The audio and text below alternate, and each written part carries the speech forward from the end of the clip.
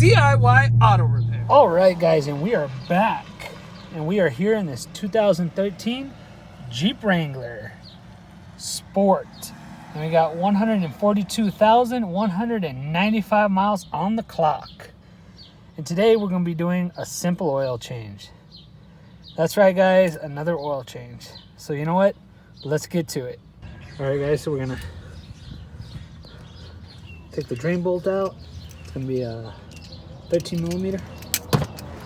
And we're trying our new little 3/8 extension breaker bar.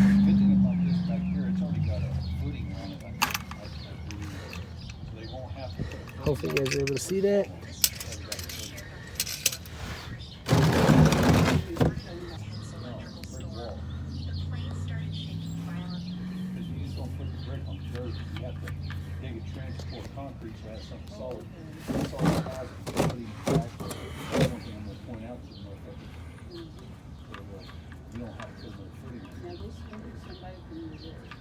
No, this is someone.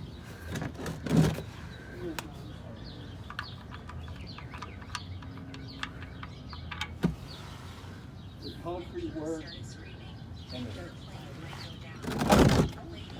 So we're gonna go ahead and let this drain, and we'll be right back. All right, guys. So we went ahead and torqued back our drain bolt.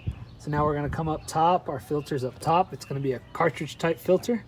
So like I said, guys, you guys are just gonna pull this cover off, and right there is your oil filter housing. And we're going to be using our special sockets by Gearwrench, not a sponsor. Part number 41890.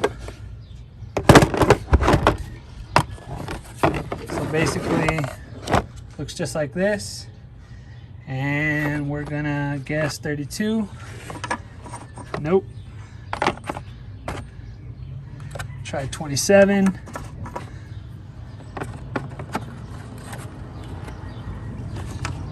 .24. So it's going to be a 24 millimeter.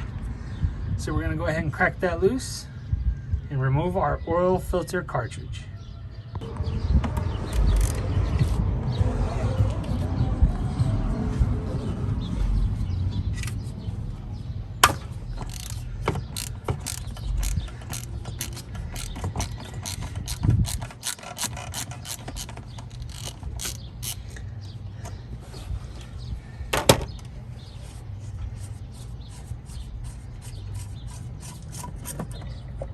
Crack it loose.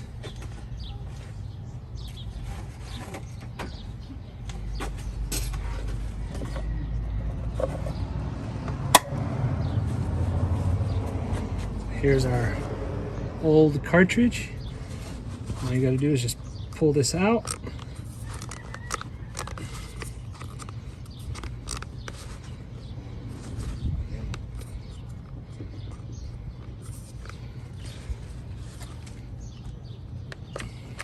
All right, guys, so we got our old oil filter cartridge out. You just got to pull kind of hard. These prongs kind of stick in there pretty good. And you always want to replace your O-ring here. I don't know if you can see this one.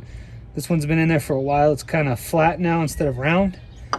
And normally, if you get a good quality oil filter, we have this one from Fram, not a sponsor, ultra synthetic. It's going to be part number XG11665. If you notice in here, it comes with a brand new O-ring. So if you get a quality filter, it will automatically come with a new O-ring. So here's our new filter. And as you can see, it's a little bit different. All right, guys, so we're gonna take our old O-ring off, and look what we got. We got our little free orange picks. This is great for popping those off, just like that. So we're gonna take our new O-ring,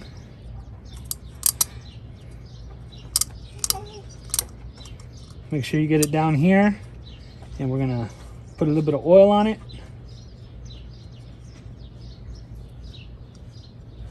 All right, guys, I apologize. We lost a chunk of our video. Somehow it got deleted. But anyway, guys, as you could see in the video, we ended up ordering the wrong oil filter for this particular vehicle. the proper oil filter you see here on the screen, it's going to be part number S10955XL. So that is the proper oil filter. As you could see in the video, the one we ordered was completely different. We ended up packaging that one back up and returning it and purchasing the proper one and installing the proper one. Unfortunately, somehow, I don't know if the video didn't record or if it got deleted. But anyway, that was the wrong oil filter. So you just pop the oil filter back in the opposite way that you see me take the old oil filter out. It's a little hard and you feel like you're going to break it. But all you got to do is just twist and pull hard enough, and those prongs that you see on the bottom, or technically on the top, will eventually release and you can pull your oil filter out. We also put on the proper oil filter O-ring on our cap and torqued it back down to spec. So guys, this is why it's really important to ensure that you are ordering the proper parts. I don't know exactly what happened. I believe it was a mistake on my end. I think I put maybe in the wrong year of the vehicle, and that's why it gave me the wrong part, or they just handed me the wrong part when I went to pick it up. So anyway, guys, important lesson to learn, to always check your parts, and if they do look different, do a little bit more digging, because that's what we did. When we seen that it was different, we kind of stopped. I looked into it a little bit more and realized that that was the wrong oil filter. Obviously, we could tell it was the wrong oil filter because it didn't look anything like the one that came out of it. But sometimes parts change. But that was a really big difference, and luckily we caught it before we installed it. So anyway, guys, we'll go ahead and finish up the video now. Okay, guys, so we got our oil filter housing cap torqued to spec. Now we're going to fill it up, run it, make sure there's no leaks, and we're good to go. So we'll bring you guys right back. All right, guys, so we ensured that there was no leaks, topped off our oil, and we're good to go. So anyway, guys, that'll do it for this video. I hope you guys liked this video. If you did, make sure to go down there and hit that like button. It lets me know you guys are liking my videos, as well as it lets YouTube know and it recommends my videos. So anyway, guys, hit that like button. If you would like to be notified when I put out another video, make sure to hit that bell notification. And as always, guys, please subscribe to my channel for more informational videos and DIY projects. And until next time, guys, have a good one.